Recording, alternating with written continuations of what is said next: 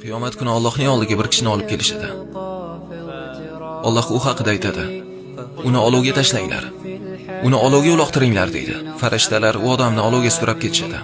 Yo'lda u odam Allohga o'girilib qaraydi. Uni sudrab ketishmoqda, u esa o'girilib Allohga qaraydi. Alloh taolo uni qaytarishni buyuradi. Uni qaytarishgandan so'ng u bu gunohkordan so'raydi: "Nega o'girilayotgan eding?" Bu gunohkor aytadi: "Sen haqingda bunday gumonda emas edim." Alloh so'raydi: "Men haqimda qanday gumonda eding? Meni kechirasanmikan deb o'ylagan edim" deydi. Shunda Alloh aytadi: "Men seni kechirdim. Qanday qilib uni yaxshi ko'rmaslik mumkin?"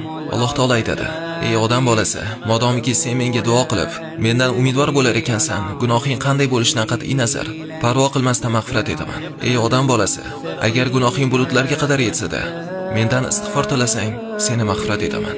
Ey odam bolasi, agar sen huzurimga yer yuzini qoplaydigan gunohlar bilan kelsang va menga hech narsani shirik qilmagan holda ro'baro bo'lsang, men seni yer yuzini qoplaydigan mag'firat bilan qarshi olaman."